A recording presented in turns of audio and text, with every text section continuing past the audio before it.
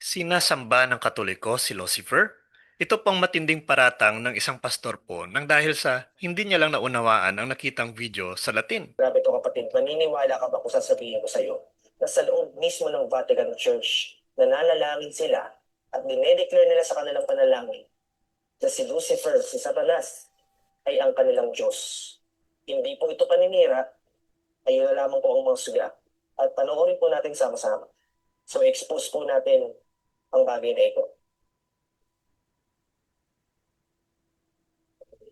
Oh, saints, Lucifer, Sino Sibelius, Ilay, Ipang Lucifer, Quiescito, Grabe, tumapayo balahibo mo. Tingnan niyo yung translation na nasa baba yung translation.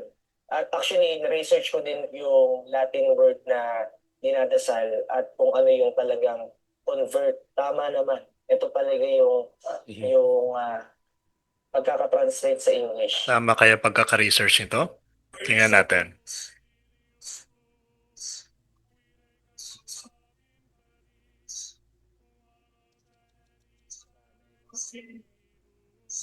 Paniwalang paniwala po siya sa translation na nakalagay dyan sa video.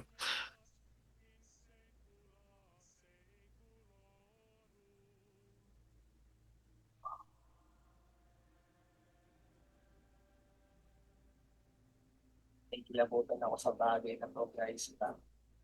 So makikita niyo po doon, dinedeclare nila na si Lucifer ay anak niya, si Jesus Christ. Sinabi po gano'n. So, mas malala po ito sa Mormons, no? Kasi yung Mormons, ang paniniwala nila, si Lucifer, si Satan, at si Jesus ay magkapatid. Okay, mas malala po ang kanyang interpretasyon. Delikado po ang mga maniniwala po ng miyembro kapag ang isang pastor po na mismo ang maniwala sa isang fake news nang dahil lamang sa kakulangan sa kaalaman. Ang ipinakita po ni C.J. David ay bahagi po ng Exalted. Ang Exalted po ay isa sa sinuunang awit po at panalangin ng simbahan na inaawit tuwing Easter Vigil o bisperas po ng Pasko ng Pagkabuhay. Ito po ay mahigit 1,000 taon na po na ginagamit ng mga Kristiyano.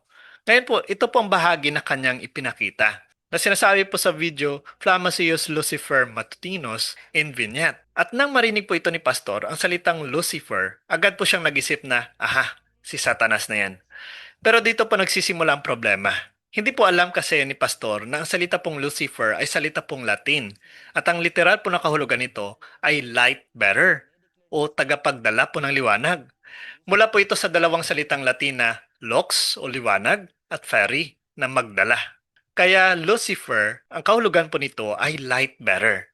Sa madaling salita po, bago pa man ito naging pangalan po ni Satanas sa popular po na kultura, isa muna itong ordinaryong salitang Latin. At ginagamit po ito upang tukuyin po ang bituing makikita bago sumikat ang araw, na tinatawag po nating morning star. Ngayon po pakinggan natin ang buong panalangin, hindi lamang iyong pinutol na bahagi.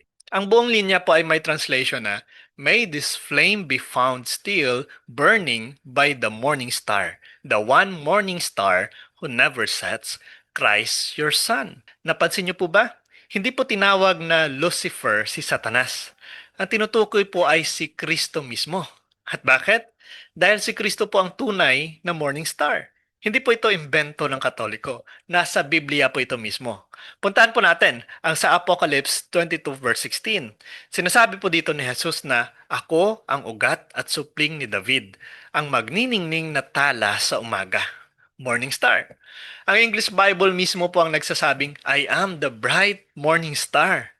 So sino po ang morning star?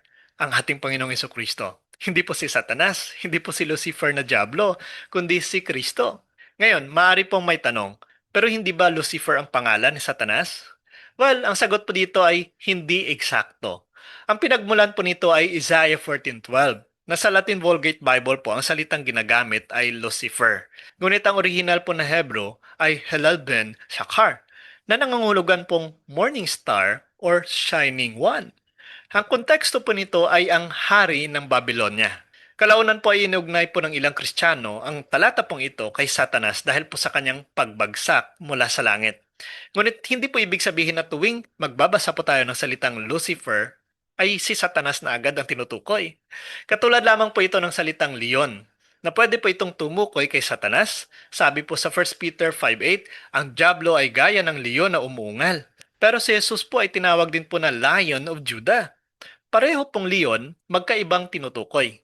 Ganito rin po ang salitang morning star. Sa Biblia po, parehong ginagamit sa magkaibang konteksto. Ang problema po kay C.J. David ay hindi niya ipinapaliwanag ang kahulugan po ng Latin. Hindi niya ipinapaliwanag ang kasaysayan ng panalangin. Hindi niya pinapaliwanag po ang buong konteksto. Kumuha lamang po siya sa salitang Lucifer at nakabatay po doon sa naging translation sa video na hindi naman po sinusuri kung talagang angkop talaga na translation sa Latin. Kaya sa video po, sa kanyang reaksyon, agad po niyang ipinalagay na si Satanas po iyon. Pero isipin po natin, kung talagang sinasamba po ng simbahang katoliko si Lucifer, bakit sa parehong panalangin ay malinaw po na sinasabing Christus filius tuus o Christ your son? Paano po naging si Satanas yun kung malinaw po na si Kristo ang tinutukoy? Mas lalo pong pinapatunayan ng kasunod po na linya, who came back from the dead. Sino po ang bumangon mula sa kamatayan? Si Satanas ba? Hindi po. Si Jesus Christ. Kaya ang buong panalangin po ay tungkol sa muling pagkabuhay po ni Kristo. Hindi po tungkol kay Satanas. So dito po natin makikita ang panganib po ng pagputol ng sipi. At pagpapaniwala po doon sa mga video na makikita lamang sa internet at wala pong verification or tamang pagsusuri mismo sa tamang translation. Kaya kapag kumuha ka po ng isang salita mula po sa ibang wika at hindi mo ipinapaliwanag ang kahulugan nito, naku po, madaling malinlang po ang mga tao. At delikado po ang miyembro ng isang pastor na paniwalang paniwala po sa fake news. Kaya siya mismo po ay nagpapakalat din ng fake news.